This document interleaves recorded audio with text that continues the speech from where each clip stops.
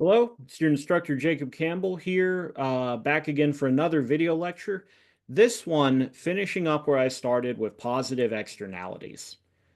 And this should take up about a full lecture's worth of time because we're going to be focusing on property right now. So I call this the environmental mini unit, but it has other stuff in it too. With negative externalities, I think that pollution's really the most important thing. But with positive externalities, real estate is where you really see this come into play. Now, um, a positive externality, like I said, is really just the reverse of a negative externality. Instead of your actions having negative consequences on other people, your actions have positive consequences on other people. And these are consequences that you don't care about. If you care about it, it's not external. If it affects you, if it affects people in the market, it's not external. But you're doing something, you're doing it for your own sake, yet in doing so, you actually end up making the lives of the people around you better off. And it's really easy to come up with trivial examples of that, like, say, a guy who plays his instruments in a public park and provides entertainment to people, or a neighbor who keeps like a nice garden that, cheers up all of his surrounding neighbors. It's easy to imagine like little cases. You just think of anything in your day-to-day life that somebody else is just going about their own business, but it makes you happy whenever you see it, right? Well, uh with positive externalities, there are some certain places that we see this in a more dramatic fashion. Dramatic enough that the external nature of it can actually end up being a problem, not in that the externality itself is bad, but in that the market fails to achieve full efficiency because the behavior isn't fully rewarded. And what kinds of places are you going to see this? Arguably in security, in education, in research and science, and as noted, in real estate. One little thing about security, because I mentioned how firearms ownership comes with both negative and positive externalities. No joke. If the positive externalities are bigger than the negative externalities, you actually have a very strong economic case for paying people firearm subsidies. That your ideal policy would be to, give people money to arm themselves. You can argue it either way, right? But sometimes the economic theory predicts things that sound really nice to the American political right. Sometimes it says things that sound really nice to the American political left. Now, and the last one I was talking about, right, where I left off with you, we're digging into this real estate aspect. So people care a lot about real estate. The whole thing that makes real estate interesting as a subject is the fact that it exists in space. Everything does, but with other goods, the nature of like where it's made, where it goes, that really doesn't matter, except in as much as there is this cost to transport it. You could kind of imagine some airy like world of ghosts where nothing really physically exists. It's just that things like pop in and out as ideas.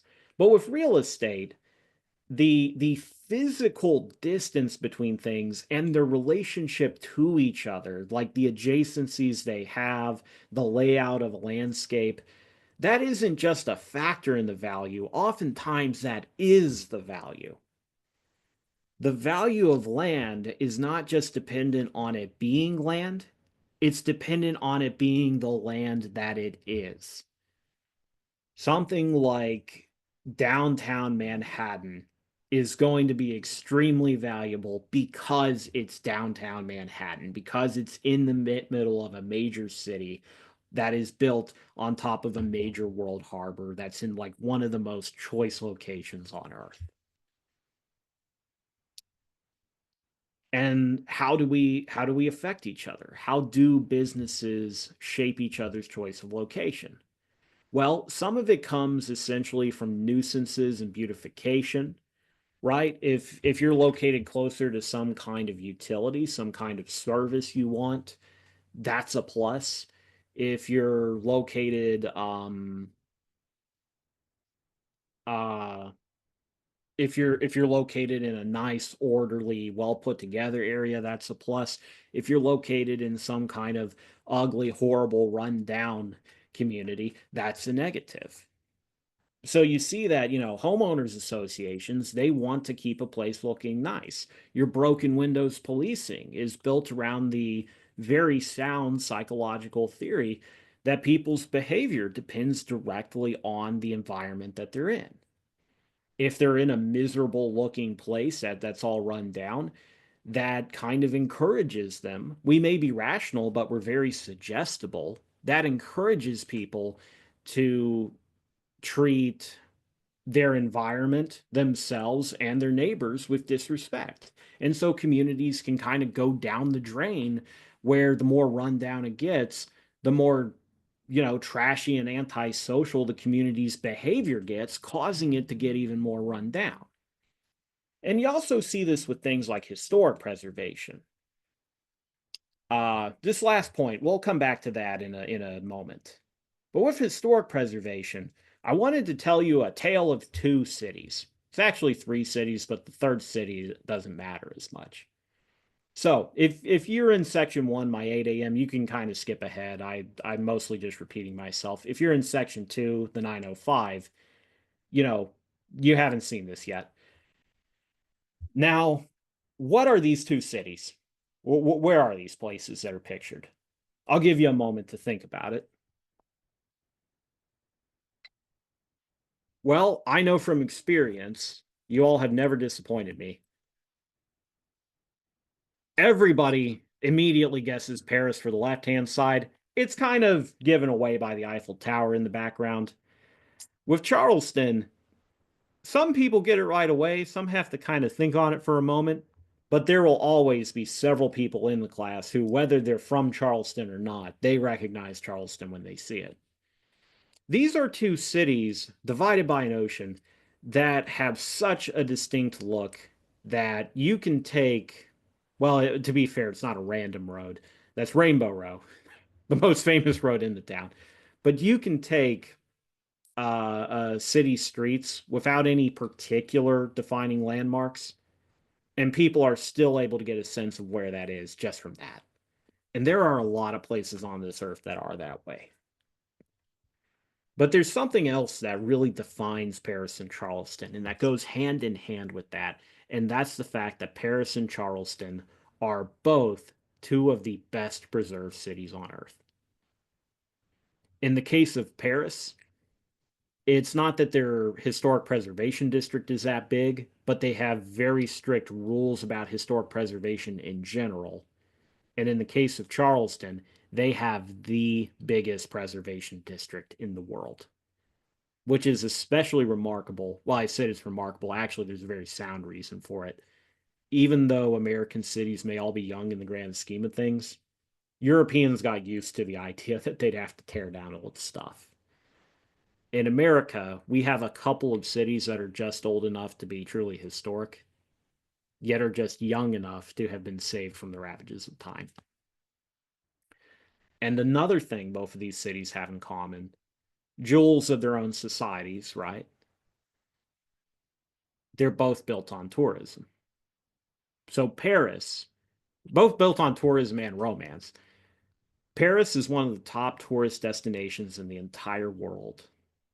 I would not be surprised. I'm not sure that this is the case, but I wouldn't be surprised if it's the top tourist destination in the world. And Charleston is the top wedding destination in the country. So it's not quite as visited as a lot of bigger cities, but for its size, it makes an immense amount of money off of, you know, visitors. Let's look a little bit at these two scenes. What defines them? Well, in the case of the Paris scene, you might notice this is a major world capital, right? The capital of a major European great power. And yet there are no skyscrapers. All of these buildings, and granted, you're looking at one road here, but you can still tell just from the background that the rest of the city is this way. The buildings are all roughly the same height and they're all roughly the same shape. They have a similar facade. Everything's kind of level in a way that it simply isn't in a place like London or Berlin or New York. And the reason for this is not geographical. It does take a certain type of geology to hold up structures that big, but it's not geographical. It's by law. Because back in the 1890s or so, that was when the French built the Eiffel Tower, which in my opinion is a stupid looking thing. It looks like an oil derrick. I remember watching this play years ago. It was called Three Redneck Tenors, and at the start of it, it's doing the whole like waking up in Paris thing. You've got the Eiffel Tower against like the dawn sky, and the sun's rising, and the French music accordions are playing, and all of that. And there's a guy on stage holding a sign that says Paris. And then the sun gets just high enough that you suddenly see it's an oil well over like a cow field, and the country western music begins blaring, and he flips the sign around and it says Paris, Texas. And then you know what you're in for. Well, dumb as the thing may be, it was like the tallest structure in the world when the French built it. They were very proud of it. And so they passed this law because around the same time, other cities are just beginning to experiment with skyscrapers. You get the Flatiron Building in New York City. You get some similar thing. Don't remember what it's called, but a similar thing in London. They could kind of tell the way that architecture was going. And so they decided to freeze their city in time because France is in the middle of its golden age. It's what's called the Belle Epoque, beautiful era. And usually you think of that as the 1890s, but it also kind of overlaps a little bit with the Jazz Age in the 1920s. Huge American black community moves there after World War One. A lot of black soldiers, they visit France during the war. They realize that France has this egalitarian society, and they're essentially a post-racism society, and they decide just to settle there instead of going home. So you know they decide, our culture is already at its peak, and this is what we want it to be like. We want to stay in this dream world forever. With Charleston, on the other hand, this comes about due to a very powerful and old aristocracy. But I'll come to that in a moment. Now, let's imagine uh, what it would be like if you were a real estate developer in, say, Charleston. So over here, you've got Rainbow Row. It's all old Revolutionary War era housing. You've got these nice pastel colors. You've got this interesting vibe. It almost feels like you've taken a little bit of New England with the tight houses, very tall, kind of packed together, and mixed it with the Caribbean with sort of this almost like Cuba-like vibe. Very unique. And let's say that you're a real estate developer who's trying to maximize profit. So you buy up one house on Rainbow Row. Now, you know that you could raise your profits by uh you could keep the property the same, right? You could just rent it out to the same number of tenants like you always have at the same rate you always have, or you could tear the property down and then erect a taller building on the same spot. You could put in some kind of trashy high rise. Now, the value of living on Rainbow Row is that it's Rainbow Row. The value of it comes from that look. And so if you do this, you're going to look, you're going to disturb the whole vibe of the community. And in doing so, lower the property values for everyone, right? People are not going to be willing to pay as much to live there if it's not Rainbow Row anymore. But by packing in more people, if you can pack in enough people, and if it doesn't make a big enough difference, you could still come out on top. Maybe people are only willing to pay 80% as much, but I pack in 5 times as many of them. So a real estate developer faces this pressure. If they're just pursuing their own profits, they have a strong incentive here to destroy the property, erect something ugly on top of it, and in doing so make their money, even though it worsens the business for everybody around them.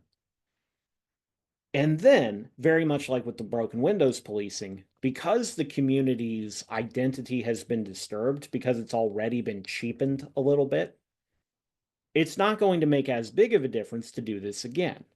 Oftentimes, uniformity has a huge value. If you can get the entire community to conform to a standard, that's a much bigger difference than if you just get most of them to.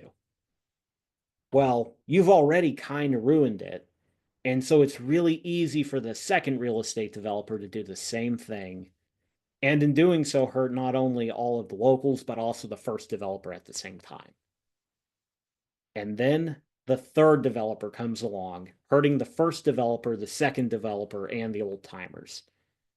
And bit by bit by bit, an entire road gets renovated until eventually it's nothing like what it originally was. And yet at the same time, it's a lot worse than what it originally was, because each developer was looking out only for their own interest and not for the interest of the community at large. Now, it's the kind of like mid 1900s. I might have my time frame wrong, but I think that's about right. It's kind of the mid 1900s, and Americans are beginning to renovate their cities. They're beginning to tear down a lot of these old structures. And in some places, this is truly the most rational thing to do. In a place like New York City, the true value of the city comes from the fact that it's New York City. It comes from the fact that it's a major harbor, a major center of population. And so it's always better to just build even taller, erect even more skyscrapers, because New York City is built off of being a massive hub. But in a lot of other places, they have these old Art Deco theaters, they have these old courthouses, they have these old mansions. They have stuff that maybe isn't worth that much money at the moment, and it contributes to the heritage of that community. But because it doesn't make that much money for itself, people are tearing them down. And Charlestonians recognize that this is happening and they get very worried, because there's something unique about Charleston, and that's that it's the birthplace of the Deep South. And it has this class of people who are essentially the direct continuation of the old South planter class. So this fascinated me because I'm very interested in the history of the Old South. It fascinated me when I learned that they still exist to this day, because I thought that was extinct.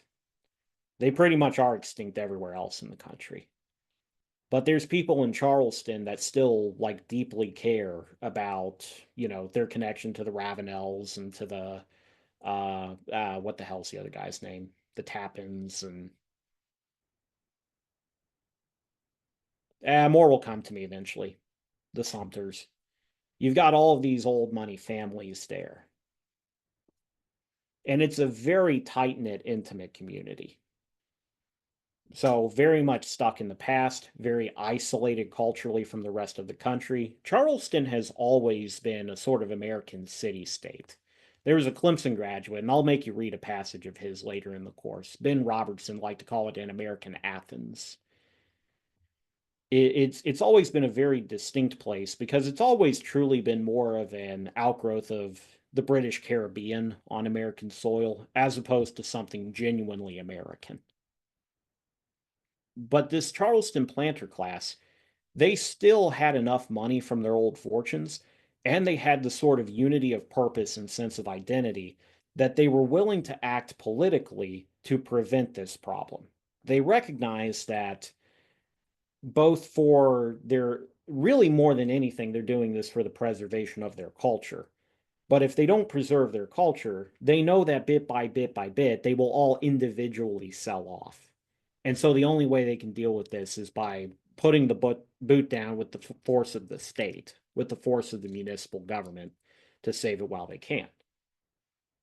Now, it says a tale of three cities because something similar plays out in Savannah, except for completely different reasons. So you've got these two cities that are the crown jewels of the Low Country. Very similar in that they're both tourist hubs, they've got a similar vibe. You got Charleston on the South Carolina side, and then you have the less appreciated Savannah on the Georgia side. Now, with Savannah, the thing is, they don't get preserved because the rich have a lot of power there. They get preserved because they're so poor that they can't actually afford to renovate their city.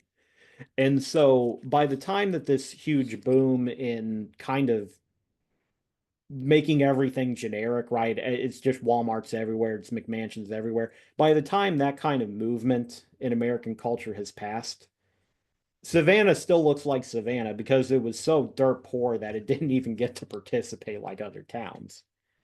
But the sum effect of it ended up being the same. At one point in the 1930s, there was this asshole that wanted to buy the old exchange in Charleston and turn it into a gas station. And this building, right, dates back all the way to the colonial period. It was where the state of South Carolina held its own state Declaration of Independence signing. And they want to turn it into a gas station. And that was kind of like the big push that kicked off all of this preservation. The townspeople freaked out and they made sure that that wasn't allowed to go through. Well, in that moment, that might have been profit maximizing. It might have been that they didn't have many tourists coming through at that time. And so it would have made sense at that time to let this jerk off destroy something of great, importance to the history of the state. But if you take that attitude on everything, where would you be? If Charleston had allowed itself to be picked apart and developed over like everywhere else, what would it be but just another city like Augusta or Rock Hill or Columbia or, any other small place in the country? Generic, interchangeable, nothing special about it. Entirely dependent on whatever industries it can build, and those industries are fickle and they can always blow away in the wind, which is indeed what you see in the Rust Belt. It's what you see in the little cotton towns all over the South. Many of those places, they would have cotton mills sit derelict for a long time, just as blight, like Savannah, too poor to tear it down. And then in time, those cotton mills ended up being renovated to be, you know, high income apartments. They actually really suck on the inside, but people think it's fancy. Well, the people of Charleston, this is a theme that's going to come up like frequently in the political economy and development unit. Cultures that proactively solve a problem and wind up thriving, and then cultures that sit on their ass and end up getting conquered. The people of Charleston, they worked together because they recognized that if they didn't coordinate, right, their well-being depended on each other's actions. So it was their business what people did with their property. And because of this, Charleston is a prosperous place with a strong sense of identity to this day. Whereas many American cities, you could go to any one of them and they all feel the same. And no matter where you go in this world, it's like you never traveled at all. Recently, I went to Wichita, right? That was the last time I was gone to Wichita. And, that's one of those. If you were in Europe, you'd be in a whole nother country traveling that far. In America, you go from Greenville to Wichita, from South Carolina to Kansas. Nothing really gained from it.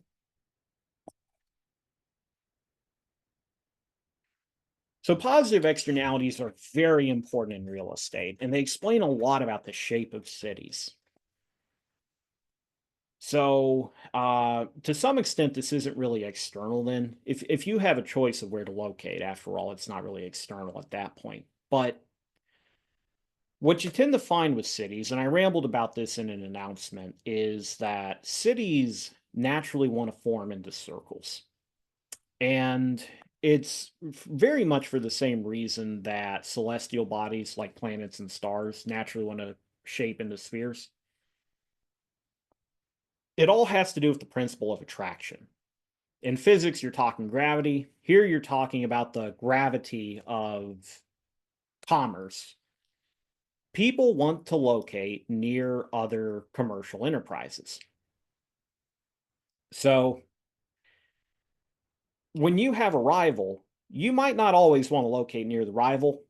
In particular, in the uncompetitive markets video, I talked about how, depending on the business model, sometimes rivals locate right next to each other. Sometimes they locate far away from each other and they're very territorial and have a bit of a local monopoly. But which one they do ends up depending on the characteristics of the business. Sometimes you want to be up in their face because that's where the customers are and that's how you get your customers. Sometimes you can't survive competing like most stores and gas stations do. And so you have to kind of keep a little bit of distance so that you can exercise a little bit of the power of a natural monopoly. But all of that's about competition. When you think about businesses that aren't competitors, they like to be in the middle of everything. And for a very similar reason. Imagine if you had to travel to every business just to buy stuff. Every time you want to get something, if you want eggs, you have to go to the chicken farm. If you want a phone, you have to go to the phone factory. If you want a haircut, you have to go to the barber. On and on it goes. You have to go to that place of business because it's being run out of like that guy's house, and they're all just scattered across the countryside. Well, that would take way too much time, wouldn't it? You would probably spend more time traveling around between places than you would, you know, actually working to afford this stuff. And so people very naturally, whether they're directed to do this or not, right? Cities are another thing that predates governments. Nobody tells you where to live.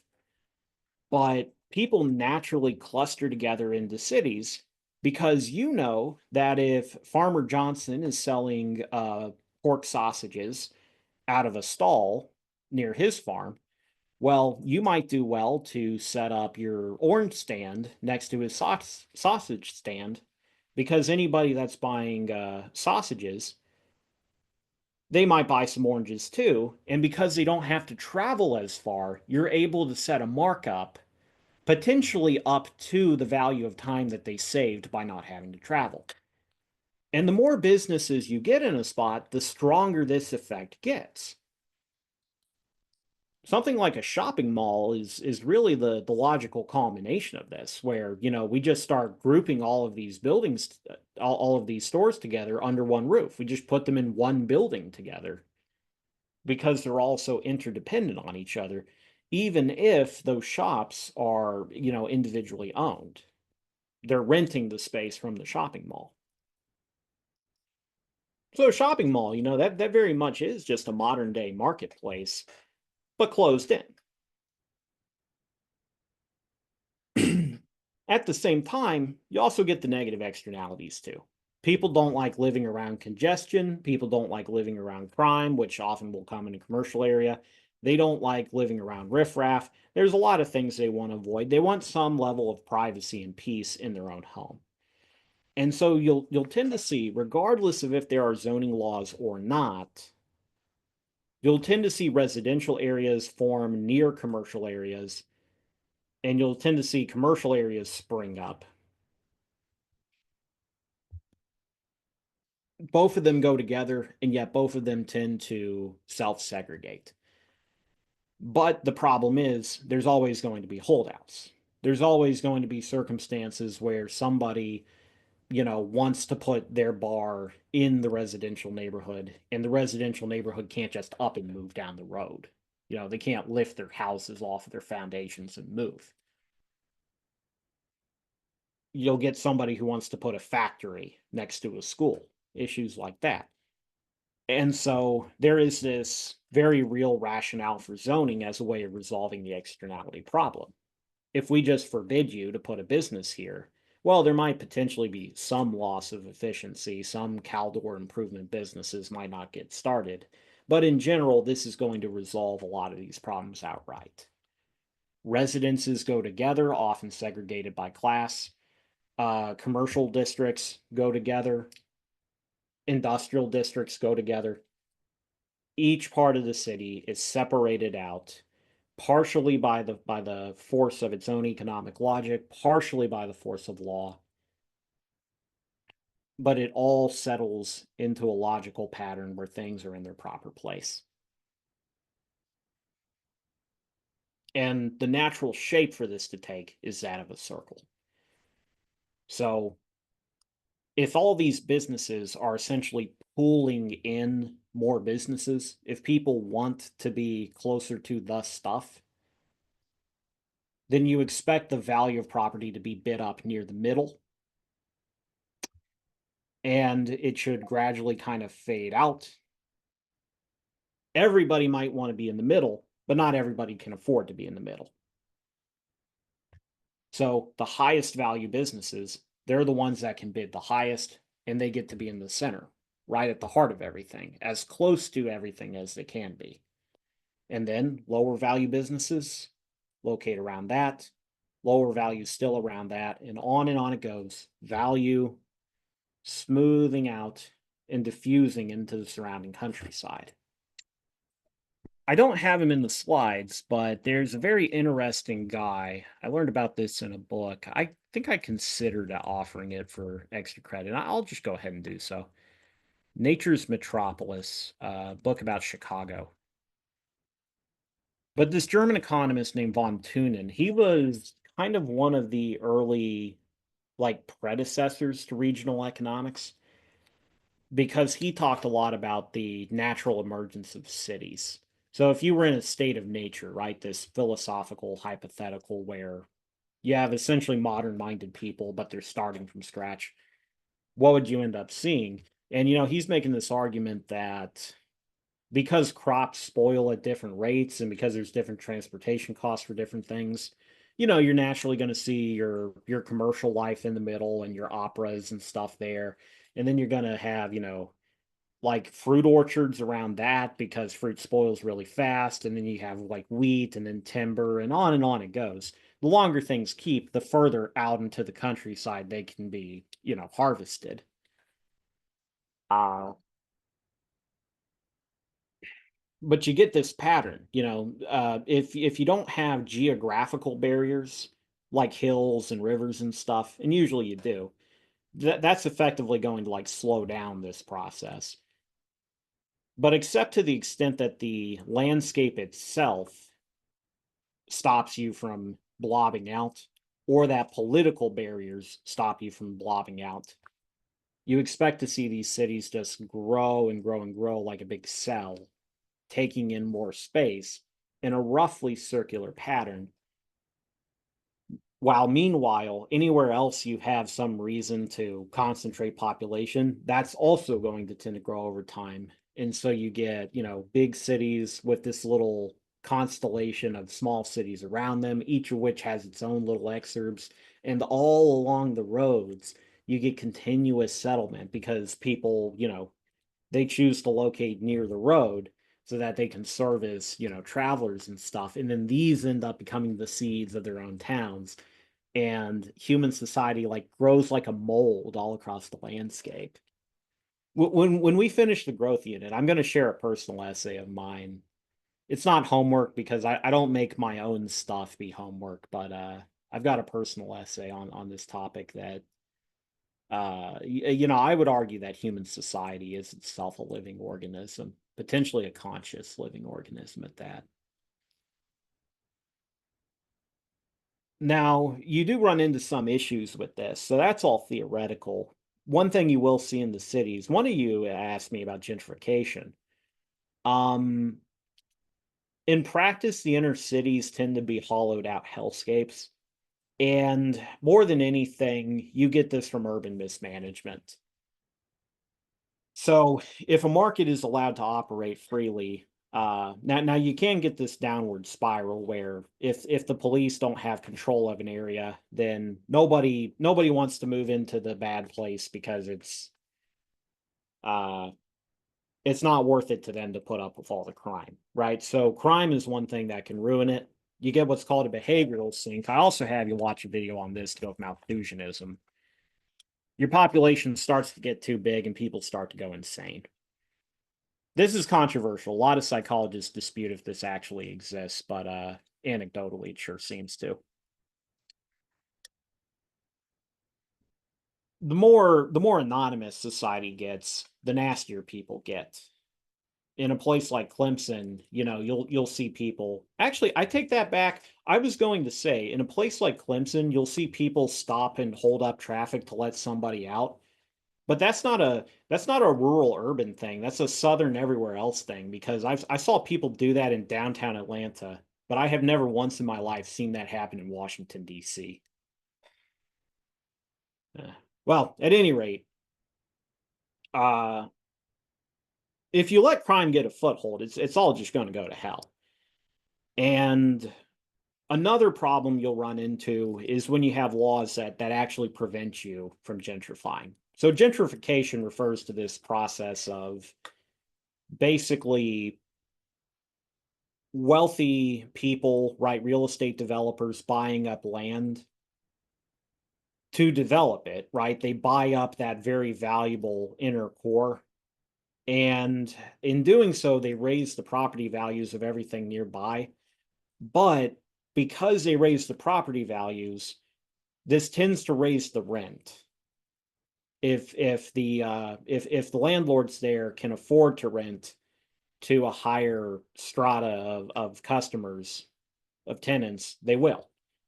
And so you can get people who have lived in a city for generations, and then suddenly they're pushed out of the city entirely because they can't afford the rising rents. And this is one of the main reasons why you get rent controls. And one of the things about this, because this goes back to the issue of economics as, applied ethics. Um, Usually these economics courses would just kind of automatically take the position that the gentrification is efficient because it's a market process and the externality is purely pecuniary. It's not real, right? The locals, they are able to bid too. It's just that they lose. But the problem with this is that this presumes that there is no value to a community, and there is. And I think there is something to be said for that people deserve to be able to live in their traditional homes. And one of the ways this bothers me is it makes me a little ashamed that I never really understood this until I saw it happening to rural people. Because historically, these gentrification concerns have mostly been applied to inner cities and particularly to minority communities. But then some years back, as California started to infest and colonize everything around it, this starts to fall on yokels. So you'd have hordes of Californians moving into Texas, into Colorado, into Montana and Idaho in particular. And in doing so, they're driving up the cost of property because there's a lot more demand, right? The demand's growing faster than the supply is. And but also because this tends to be, wealthier people to begin with. In Montana and Idaho especially, you get a lot of, you know, like rich Hollywood types, all the money in the world. And so you would have people that have lived in the West for generations. They go back to the original pioneer stock, and then there comes a point where they can't even make rent on a shitty little apartment, even working a full-time job because the rich people have, run them out. And I'd hear conservative types complain about this, and at some point it finally went off like a light in my head. This is what the cities have been suffering for ages, and the conservative types didn't care back then. Now the liberal types don't care about it happening to the countryside. To a large extent, American political conflict, there's several different models you can use to think about it. I tend to like to think of it in regionalist terms. There's something I'll send to you since I brought it up. but actually, I usually send it with the political economy unit, but to a large extent, it's really a rural urban feud, but it's something to think on. Um, Much like me talking about legal homicide as an issue with the value of statistical life, when you talk about gentrification, economically, it's not a problem, but the real question here is, do people have the right to live in a community? Or is that something that can be taken away? This really is at the heart of a lot of the immigration debate because you don't hardly hear so much anymore about is more immigration good on like its own economic merits. Nowadays it tends to be charged as, do people have the right to come into a place as they would? Well, this goes the other way too. Do people who already live in a place have a right to continue to live in that place, provided that they, do the socially useful work necessary to earn their place in society? But this thing at the bottom, the reason I've got that picture, it's interesting to talk about. You might have heard of the wall in Saudi Arabia. The Saudis, I've got a video for you with this homework about their stupidity. They have a saying in Saudi Arabia. My grandpa lived in a tent and rode a camel. My father drove a Humvee and lived in a mansion. I drive a, Ford F-150, whatever, and or Lamborghini and live in a palace. And my son will live in a tent and ride a camel. Saudi Arabia's entire society is built around the extraction of a finite raw resource that will eventually run out.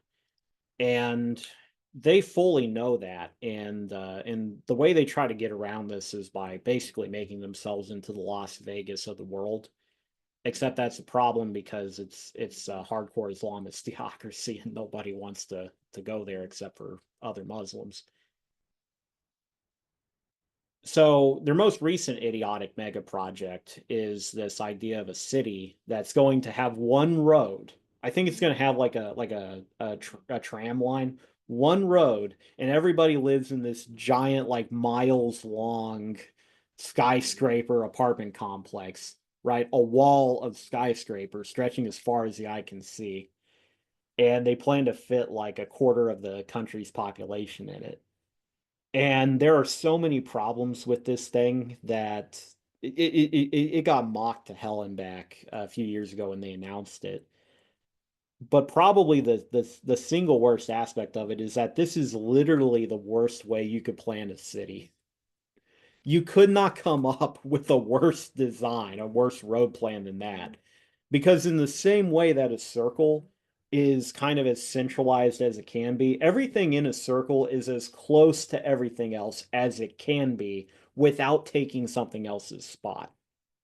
I don't know if I'm making sense when I say that, but that's how a circle is. Every like it's as uniform. It cuts down on the average distance between any 2 points as much as it can. Well, with a line, that's the exact opposite. With a line, you couldn't be any further away from any other point in the line without taking something else's spot. So, congratulations to Saudi Arabia. I really sincerely hope that they do not make it to the next century. Your video will go into this. Saudi Arabia runs off of a slave economy. They bring in, they make nothing. The Western engineers oversee the oil drilling, and Indian, Pakistani, Indonesian slaves. They'll much like the Italians and Hungarians in the coal towns from the documentary I had you watch.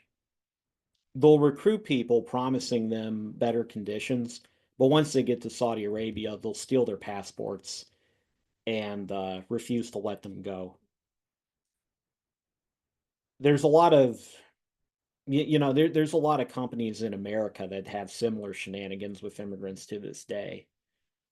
You bring in a population, You refuse to pay them the minimum wage because why would you? It's already illegal to hire them, so of course you're not going to comply with other labor regulations. But they'll lie to these people. They'll have company stores and company housing. So some place like Tyson opens up a facility in Pennsylvania, chicken processing, brags publicly about how they're going to staff it with illegals. And the thing is, once those illegals get there, they're wage slaves. And oftentimes that's still a better quality of life than what they'd have back home. But it's not a quality of life that any American would consider dignified. Uh, but I'm kind of getting off topic there. Now, what about the graphical analysis? This is actually the least interesting and important part, frankly. Well, with the graphical analysis, if we're talking about extra benefits to society, then that's going to look like a higher, or actually a lower demand curve. So the consumer, they're getting a certain amount of benefits from consuming, right? Their demand curve shows their marginal benefits. And where that intersects the supply curve, that's the equilibrium. Problem is, the actual benefits of consumption to society are higher than that. So society as a whole is getting even more benefits. And you can see that over this range E, right? So the consumer's getting A and B, the producer's getting C and D. I try to keep the color scheme consistent in all my graphs. That's why I make my own graphs. Well, the bystander is getting E. They're benefiting. But society could benefit even more. The thing is, there's this area F and H where the marginal benefits to society are higher than the marginal costs to society. But because the consumer doesn't consider the good that they do for others, they're not going to make as much of the good as they should. So the demand ideally should be higher if it was inclusive of these extra external benefits. And so because of this, the market fails to achieve efficiency because the efficient equilibrium quantity is higher than the actual market equilibrium quantity. And you might say that this is very much like having a tax. So, in the same way that I told you that a negative externality is like having a subsidy, in that the society is letting the producer off the hook for some of the costs of production, a positive externality is like a tax in that society is not fully rewarding the private market for the work it does. Here's some extra benefits. It's going to another party. No, you don't get to collect those benefits. If there was a way to charge the bystander for what they receive, then you would get that extra quantity, and yet there isn't. And so you wind up with a deadweight loss. If you go back and you compare these graphs to the tax and subsidy graphs, you'll see exactly what I mean. It looks the same in terms of, the quantity being too low, the quantity being too high.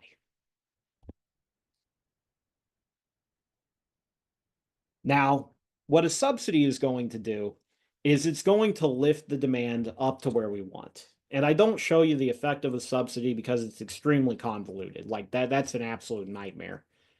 I came to realize that it just isn't worth getting into because it's not like I'm going to test you on areas of a triangle. But with the negative externality, you saw, okay, the problem is they haven't internalized this, right? It's external to them. They don't care. Well, the thing we need to do is we need to heap a cost onto them. We need to impose a cost equal to the negative externality so that they feel it. Well, likewise, if our problem is that the consumer doesn't feel the full benefits, we need to give them a payment to make them feel the full benefits. If they're doing some kind of good for the world, they should be rewarded for that good because that's how we can get them to internalize the effect they're having on other people. And so, just like how the Pigouvian tax raises society's well being by punishing harmful social behavior, the Pigouvian subsidy is going to raise society's well being by rewarding socially beneficial behavior.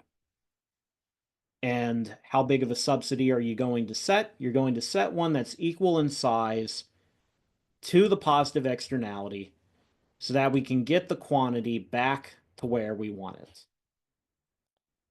And much like with the tax, you recall I said that price floors are really ugly. We pretty much never want to use those. It's better to it's better to set taxes and subsidies on these things because then you only need to recalculate them if the externality changes. Well, the same's true here too. If the size of the positive externality changes, you have to update it. But if the supply or demand just move around on their own, no problem at all. The subsidy's already been set. The market's going to chug along efficiently on its own. All that we needed was just to get the consumer to understand, right? So I talked about the Pigouvian tax as being a stick. I'm going to beat you by picking your wallet until you learn. Here, this is a carrot. I'm going to give you a little reward, a little treat if you do more of this thing that everybody wants you to do. Now, where do you tend to see Pigouvian subsidies in practice? Well, you don't actually tend to see it that much with real estate, in that usually zoning takes care of this. So, firstly, a lot of real estate isn't really external, again, because people choose where they locate their business. But nonetheless, you do still see things like chambers of commerce. So,